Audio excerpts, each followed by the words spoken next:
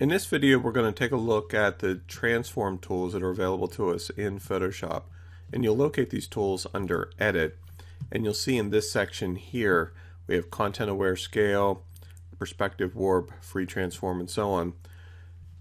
The first one we want to look at is Content Aware Scale. This is a newer tool that's available in Photoshop. You'll notice right now it's not active, and that's because you can't apply it to just a background layer. So the very first thing we need to do is actually make a copy of the background. And to do that, I'm going to left mouse click and just drag it down to the little box right next to the trash can, which is Layer Duplicate.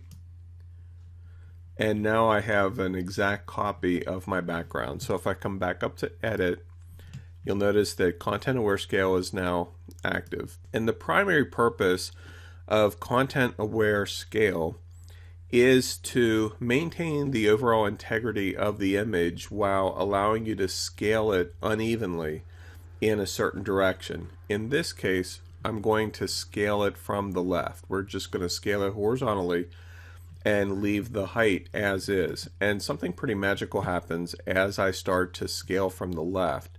You'll notice that the integrity of the windmill is remaining pretty much intact, but the program is automatically removing space from where the barn is and in the sky.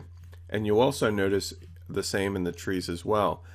And so as I continue to scale this over, it's just taking bits and pieces out of the original image and averaging it so that it still blends together well. And so right now I'm up to 2.5 inches that I've already scaled this image, and you'll notice that while the windmill is shifted a little further to the right, it's still pretty much intact, and the program is preserving that as well. Same with this area of the tree line. So the program is very aware from a content perspective and chooses on its own where to remove information to maintain the overall integrity of the photo. So if I hit enter to apply this and we compare it to the original, you'll notice that the windmill is nearly 100% intact. It's still a very attractive image. It's just that it reduced the size of the barn and the size of the trees, primarily over here on the right. Now there's a tiny little bit of artifacting right here at the top of the barn, but that could be easily smoothed out using the clone stamp or even a blur tool. So it's a very powerful tool. It's somewhat specialized. It really depends on the type of images that you're scaling. In other words, you likely wouldn't want to use it on people, but landscapes, architecture even, those types of photographs, it's perfectly suited for. Now the next tool that we're going to take a look at is also in this area, and it's called Perspective Warp. And the primary purpose of Perspective Warp is to straighten photographs that have angles in the architecture or in the landscape due to wide angle shots. If you're using a wide angle lens on your camera, whether it's a point and shoot, your smartphone, or digital SLR, and you aim up toward the top of a building like you see here, the lens tends to distort the angle of the building, so it doesn't maintain it perfectly vertical. As you see here, it's actually angled from the bottom to the top, facing toward the right. The tool that we're going to look at here, Perspective Warp, actually allows you to fix that in a very specific way. So whenever I select that tool, and you notice in this case I didn't have to make a copy of the background, although I could have, but the first thing I'm going to do is click over here on this part of the building, and it creates a mesh. And I'm just going to drag the points of this mesh so that it lines up evenly with this face of the building. And actually, I'm going to go over to this corner edge here, like so. Next thing I'm going to do is create a secondary mesh, and I'm going to click again, and I'm going to join it to this one. And you notice as I'm getting close to the corner, they highlight in blue, which means it'll auto snap. Okay, and then I'm going to position the mesh so that it proportionally corresponds to the building here. Now we're not affecting the courthouse in this particular building. I'm just primarily interested in straightening this building right now. And you'll notice on the right here, this building is also angled in. We could come back and fix that as well. So once we have our meshes in place to mirror the approximate perspective of this office building here, I'm going to come up to the top, and right now layout is selected, and I'm going to click on warp. Okay, when I click on warp, it gives me the ability to begin shifting the mesh so that I can actually straighten this building and just adjust it accordingly.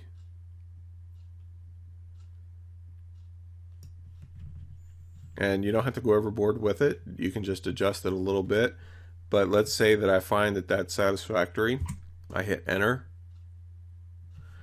And if we come up here to history and you compare the two, this is before and this is after. So now you can see that the distortion that was created from the wide angle lens is now gone. Now, of course, to make up that difference, it also warped the edge of the picture. But you could either crop the picture or fill this in using some clone stamping just to make up this difference.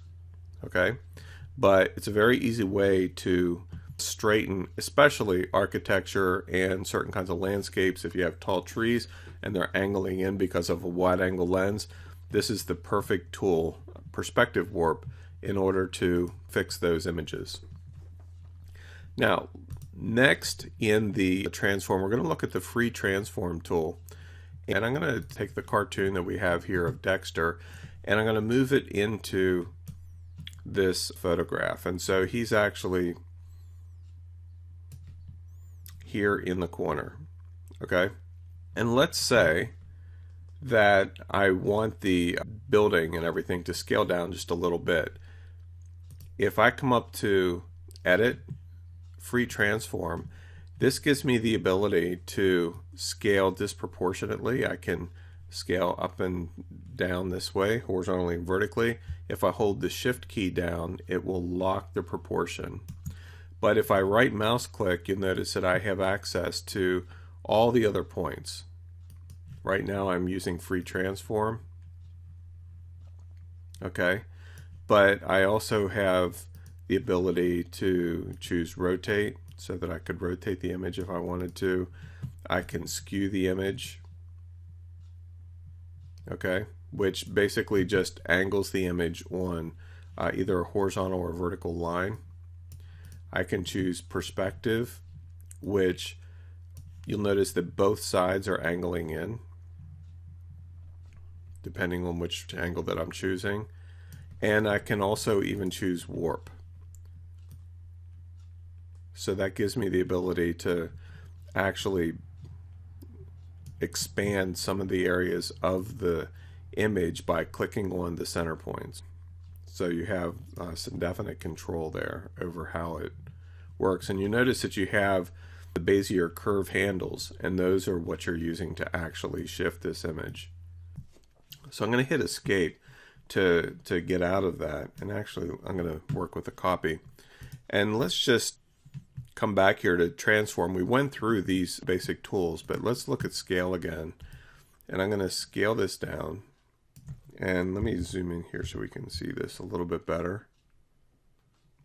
So we have this scale, we have our guy here.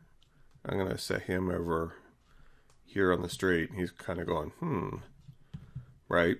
And I can actually use the same transform on him as well. Again, you'll notice if I choose free transform, I literally have the ability to change any of these. And I have instant access just by right mouse clicking.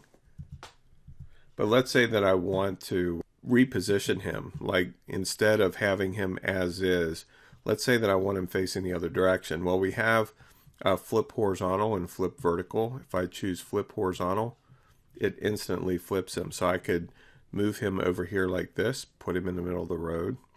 Now he's facing toward the courthouse here. I can also take a look at maybe just, let's see, we have the ability to rotate 180 degrees, 90 degrees clockwise, 90 degrees counterclockwise.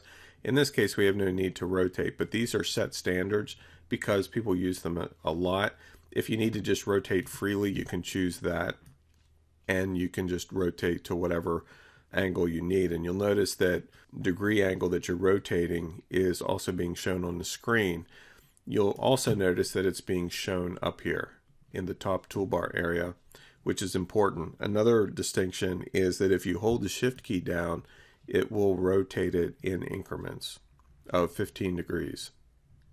The same is true with scale. If I choose Edit, Transform Scale, you'll notice that I can scale him freely, or I can hold the Shift key down and he'll scale proportionately.